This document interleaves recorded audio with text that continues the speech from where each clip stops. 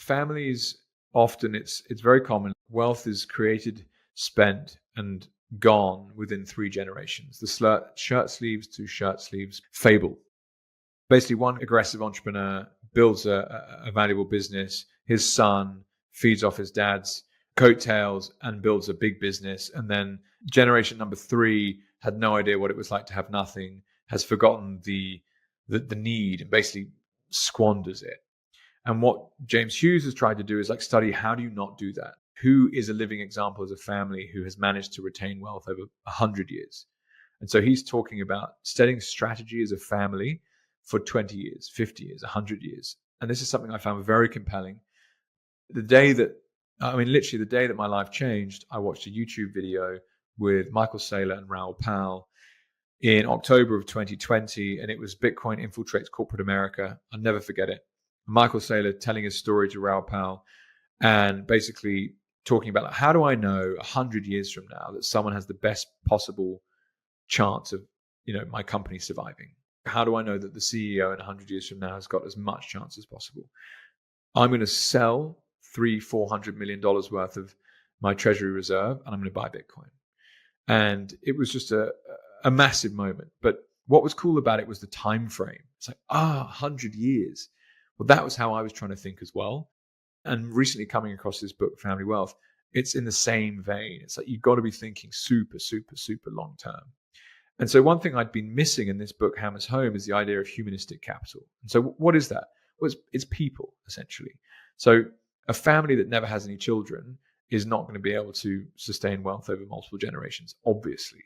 But then it's a case of, well, obviously you need to have kids, but what do those kids do? And how do they interact with the preceding generations?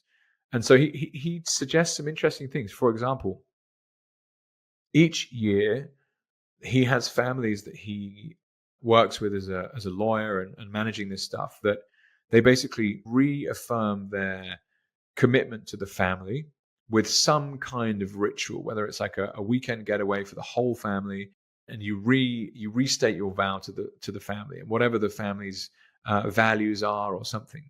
So, okay, that's kind of a cool idea. It binds everyone together in some way, whether you're married into the family or whether you're just a junior person who's a great granddaughter or a grandson or something. And following on from that, he then talks about encouraging families to actually document their human capital. So what do we know?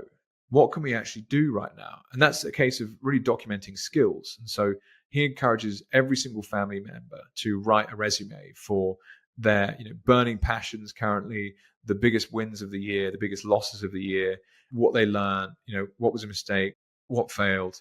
There's essentially a group of elders at the top of the family that are able to kind of curate this together and go, okay, actually, this is the human capital of our family. This is the capabilities we currently have.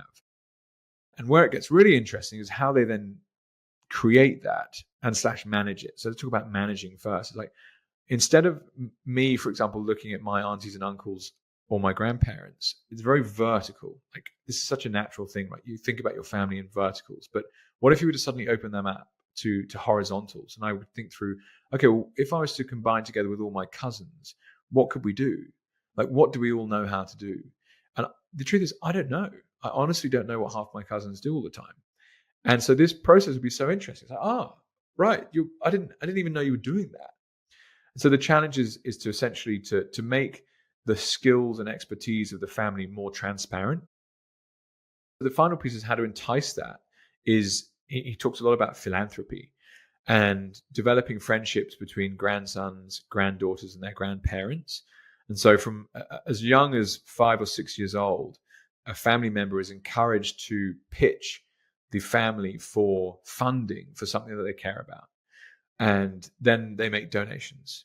So what size this is done in, not sure exactly. What is allowed to be donated into, don't know exactly. But it's a fun idea where basically grandchildren are able to connect with their grandparents in a way that it's kind of like investing with training wheels, right? And that's where this guy's getting at. Who would you like to give money to and why? And you'd have to pitch for that, and you have to create and by the time they're 10 years old, there's actually like a written document that comes with it. And it's a really cool idea.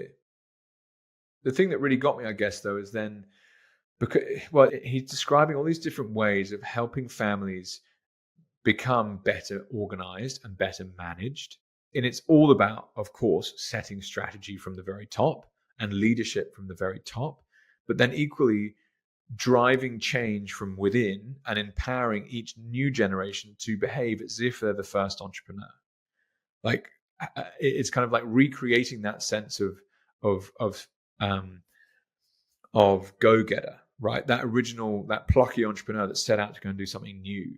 And this is obviously one of the reasons why the proverb of shirt sleeves to shirt sleeves is so common, is because by the time generation 3 turns up, what are they fighting for? They didn't have a burning passion about something. They're inheriting 2-3 generations of work. Admittedly, that's important, but like, maybe they're not passionate about what the business is that's been built, or they don't care about the product, they don't care about the impact, they have other interests. And so what this guy James Hughes is talking about is actually creating an environment in which it's encouraged by the family for the younger generations to actually focus on what makes them happy. What do you love doing? And then trying to empower it in some way by investing in them somehow.